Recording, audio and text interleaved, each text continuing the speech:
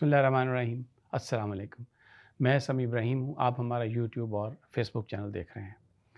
बात करते हैं आज ये जो पिछले 4-5 दिनों में पॉलिटिक्स हुई या उससे पहले 2 हफ्तों में, और आइनी तरमीम का मसला ये सामने आया।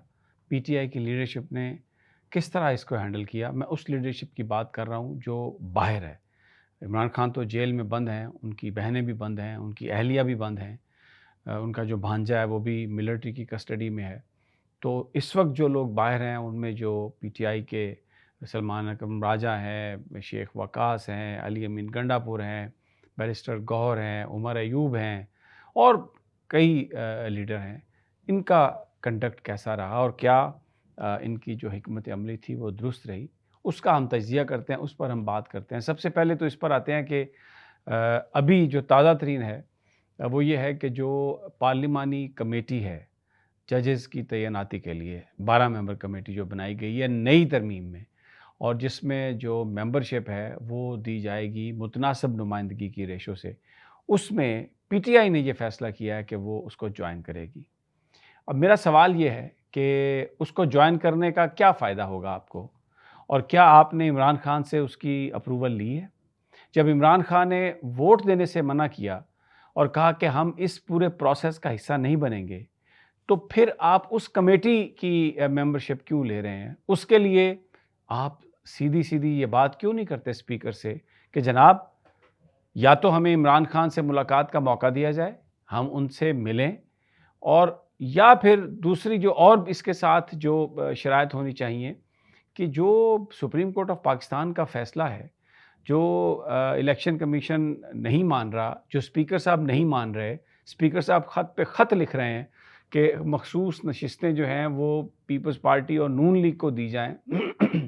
वो स्पीकर साहब कहें इलेक्शन कमीशन को कि आप सुप्रीम कोर्ट के फ़ैसले के मुताबिक उसकी जो मेंबरशिप है उसको आप अनाउंस करें और वो सीट्स दें। बग़ैर शराइत के आप ये जो कमेटी है इसमें आप क्यों मेंबर बनने जा रहे हैं, जबकि आपको ये पता है इस बात का। अभी तक जो सामने आई है इत्तलात, 12 मेंबरान में से 3 मेंबर तो आ जाएंगे पीपल्स पार्टी के, 4 मेंबर आ जाएंगे जनाब मुस्लिम लीग नवाज़ के, फिर एमक्यूएम का मेंबर आ जाएगा, दूसरे मेंबर आ जाएंगे। तो 12 में से 8 तो ऑलरेडी उनके, 9 ऑलरेडी उनके हो गए।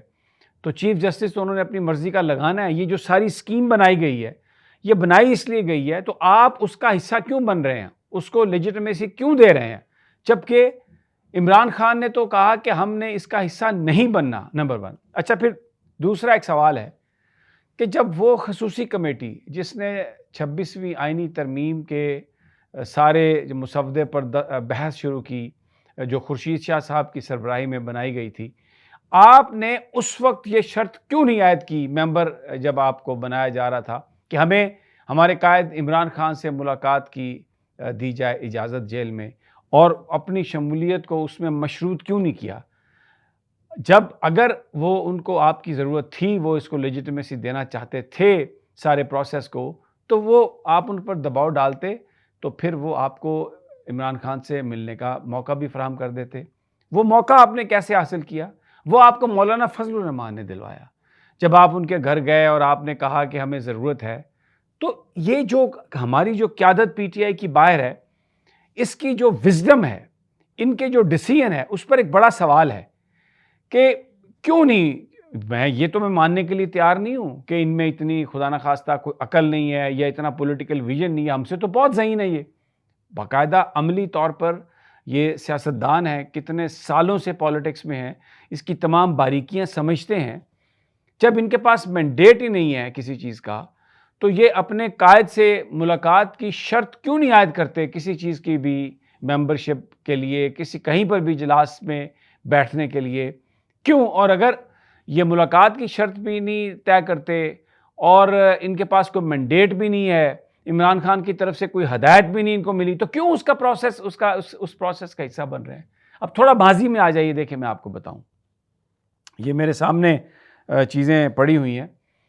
सबसे बड़ी जो तहरीक चली पाकिस्तान में, वो चली हालिया, यानी पिछली 3 दहाइयों में, 4 दहाइयों में, वो थी पाकिस्तान नेशनल अलायंस, पीएनए, कौमी इत्तेहाद। بھٹو صاحب کے خلاف یہ تحریک چلی تھی اور مہینوں کے حساب سے چلی تھی، اور اس میں کوئی شک نہیں کہ اس میں ہزاروں لاکھوں لوگ اگر بھٹو صاحب کے ساتھ تھے تو اتنے ہی ان کی مخالفت میں بھی آئے تھے۔ ٹوٹل معاملہ 35 نشستوں کا تھا۔ پی این اے کے یعنی معاملہ جو تھا وہ یہ تھا کہ تقریباً 35 سے 40 نشستوں پر پی این اے نے کہا کہ دھاندلی ہوئی ہے، اور ان کے 35 لوگ جو تھے وہ ایم این اے الیکٹ ہوئے تھے۔ تو پی این اے نے کہا کہ ہم حلف نہیں اٹھائیں گے، اور ان لوگوں نے حلف نہیں اٹھایا۔ یہ وہ نقطہ تھا جو تحریک کا باعث بنا، جس پر لوگ باہر نکلے، وہ لوگ باہر آئے۔ تو انہوں نے ایک تحریک چلائی کہ اس لیے کہ وہ اس اسمبلی کا حصہ نہیں بنے، اور وہ تحریک چلی، لوگوں نے اس پہ لبیک کہا۔ یہاں پر آدھا تیتر آدھا بٹیر، جا کے بیٹھتے بھی ہیں، ملتے بھی ہیں، لیجیٹمیسی بھی دیتے ہیں۔ اب یہ فٹافٹ نام لے لیے جی، اپنے علی ظفر صاحب جا رہے ہیں جی، لطیف کھوسہ صاحب جا رہے ہیں جناب، اور کوئی اور ایک آدمی ہوگا وہ چلا جائے گا۔ کوئی حکومت نے ان کو کنسیڈر نہیں کرنا، اور ان کی کوئی تعداد اتنی نہیں ہوگی کہ یہ انفلوئنس کر سکیں جج کے لیے۔ اگر متناسب نمائندگی کے مطابق نشستیں دی جائیں اور ان کی جو نشستیں ہیں وہ ساری ان کے پاس ہوں تو پھر مقابلے کی صورت بنتی ہے۔ عمران خان نے جب حکومت سے وہ علیحدہ ہوئے تھے تو انہوں نے اسمبلیوں میں جانے سے انکار کر دیا تھا، بالکل درست انکار کیا تھا، اور ایک پورا بھرپور میسج گیا تھا۔ وہ تو بعد میں پھر جب عمران خان مطلب جو ظاہر ہے ایک اسٹیبلشمنٹ سامنے کھڑی ہو گئی آ کے، اور اس کے مطابق چیزیں وہ ہوئیں تو اس کے وہ نتائج نہ آ سکے جو نتائج ہمیں حاصل، جو عمران خان حاصل کرنا چاہتے تھے۔ تو آج بھی اس وقت بھی جو لوٹے ہوئے ان کے خلاف تو کریں آپ کارروائیاں، بالکل انہوں نے تو ایمان بیچا، اپنا دین بیچا، عمران کے نام پر جو ووٹ لے کے آئے اس سے انہوں نے بے وفائی کی۔ لیکن یہ جو ہو رہا ہے، یہ میں کیا اس کو جہالت کہوں، انکمپیٹنس کہوں، یا میں اس کو بڑی کیلکولیٹڈ موو کہوں کہ سارے گھر بچانے ہیں، اس کو بھی راضی کر دیا، دیکھیں قائد کو بھی راضی کر دیا۔ اس کا کیا نقصان ہو رہا ہے؟ اس کا پاکستان کے لوگوں کو نقصان ہو رہا ہے۔ آج کھل کر بات کی سلمان اکرم راجہ نے، میں نے اپنے پچھلے ویلاگ میں بھی کہا ہے کہ باہر نکلیں، لڑائی ہے، سڑکوں پہ نکلنا ہوگا حق کے لیے۔ کسی نے آپ کو کوئی حق نہیں دینا ایسے، کسی عدالت نے، کسی فورم نے۔ تو بجائے اس کے کہ یہ پی ٹی آئی کی لیڈرشپ ان سے یہ مطالبہ کرے کہ ہمیں عمران خان سے ملنے کی اجازت دی جائے، ہمارے ممبران کا نوٹیفیکیشن کیا جائے، سپریم کورٹ کے فیصلوں پر عمل درآمد سے کو مشروط، یعنی اپنی جو ان کمیٹیز میں بیٹھنا اور حکومت کے ساتھ بات کرنے کو مشروط کیا جائے، سپریم کورٹ کا جو فیصلہ ہے اس کو ماننے سے مشروط کیا جائے۔ یہ بڑے آرام سے ان کے ہاتھوں میں کھیل رہے ہیں، جا رہے ہیں، ان کو لیجیٹمیسی دے رہے ہیں۔ کہیں پر have they ever put their foot down? یہ آ کے ٹی وی پر باتیں کرتے ہیں جی کہ فلاں چیز غلط ہے، فلاں چیز صحیح ہے، یہ لوگوں کو مذاق بناتے ہیں، لوگوں کا مذاق اڑاتے ہیں، لوگوں کا، ان کی قربانیوں کا۔ لوگ ہزاروں لاکھوں کی تعداد میں باہر آئے اور آپ ڈی چوک میں انہیں نہتا چھوڑ کے یہاں سے فرار ہو گئے، اور تقریریں آپ کے پاس بہت ہیں، آپ یوٹیوب پہ اور ٹویٹر پہ بڑا آپ انقلاب لے کے آ رہے ہیں۔ تو کیا اس کا یوم حساب ورکر نہیں لے کے آئیں گے؟ کیا اس کے بارے میں کوئی یہ جواب دے سکتے ہیں کہ یہ سارے، میرا پھر یہ سوال ہے، کس نے ان کو یہ کہا کہ آپ بن جائیں ان کمیٹیوں کے ممبر؟